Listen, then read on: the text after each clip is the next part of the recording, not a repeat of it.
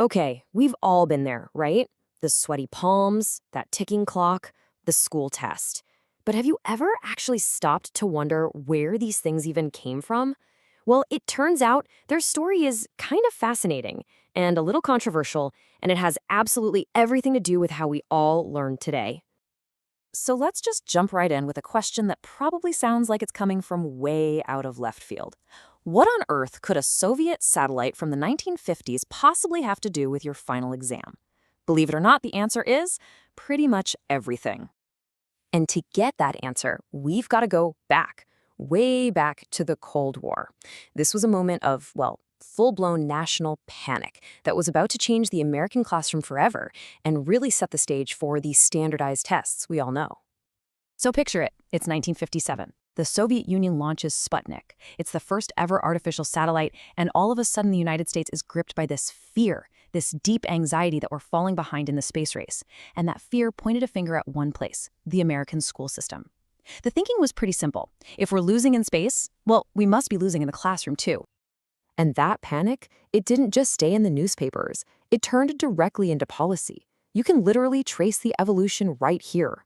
It all kicked off just 1 year after Sputnik with the National Defense Education Act. And just like that, testing was framed as a matter of national security. From there, the federal government's role just kept growing and growing, leading all the way up to 2001's No Child Left Behind, which made annual testing this huge, mandatory thing. Now, yeah, later acts have given states a bit more flexibility, but that core idea, the idea of a big annual test that started in the 50s, oh, it's still with us. So that's the history, right? The big why behind all this testing. But it kind of begs a really important question. What actually makes a test good? It really all boils down to two key ideas: consistency and accuracy. In the world of assessment, those two pillars have fancy names: reliability and validity. If you can wrap your head around these two concepts, you'll basically understand the heart of every single debate about testing there is. Let's start with reliability. It's actually a pretty simple idea. Reliability just means consistency. That's it. A reliable test is one that gives you stable, predictable results. So, if you took the test on Monday and then took it again on Tuesday, your scores should be pretty much the same. But here's the catch. A test can be super consistent and still be completely wrong. And that is where validity comes in. Validity asks the single most important question you can ask of any test. Does this thing actually measure what it's supposed to be measuring? You could have a history test that's full of algebra problems, and it might give really consistent scores, but it's not a valid measure of what someone knows about history, right? Validity is all about accuracy. You know, the classic way to explain this is with a bathroom scale. Imagine you step on it 3 times in a row, and every single time it says you weigh 150 pounds. Okay, that scale is reliable, it's definitely consistent. But what if you actually weigh 160 pounds? Well, then the scale isn't valid. It's just consistently wrong. A good test, just like a good scale, has to be both. It's got to be consistent and it's got to be accurate. Okay, so how do these big ideas actually play out in a real classroom? Well, teachers have this whole toolkit of assessments, and each one is designed for a very specific job. At the most basic level, teachers use tests for 2 main reasons. The first is kind of like a quick temperature check to see how learning is going while it's still in progress. The second reason is more like a final measurement to see what students have really mastered after a whole unit is finished. And these 2 jobs have names: formative and summative assessment.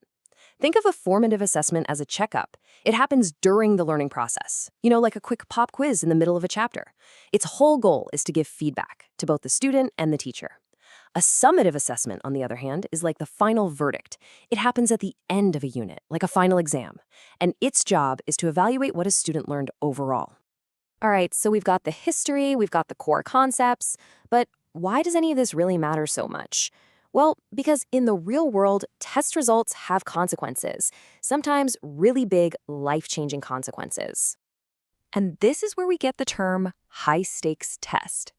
A test becomes high stakes when the results are used to make huge decisions.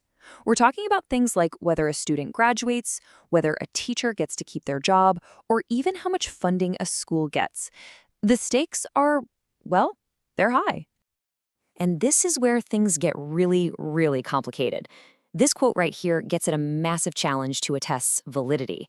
If a student's score is heavily influenced by their background, things outside of school, can we really say that test is a valid measure of how effective their teacher was?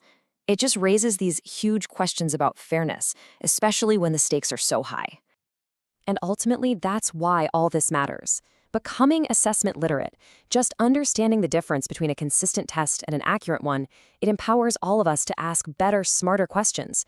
Is this test a valid way to measure learning? Are the consequences attached to it really fair? These are the crucial conversations that end up shaping our schools. Which leaves us with one final thought, a really critical question. If a test is perfectly reliable, it gives you the same results time after time, but it isn't valid, it's measuring the wrong thing, then what is it? Is it just a really efficient way of being consistently unfair? And that, right there, is the central question at the very heart of the entire testing debate.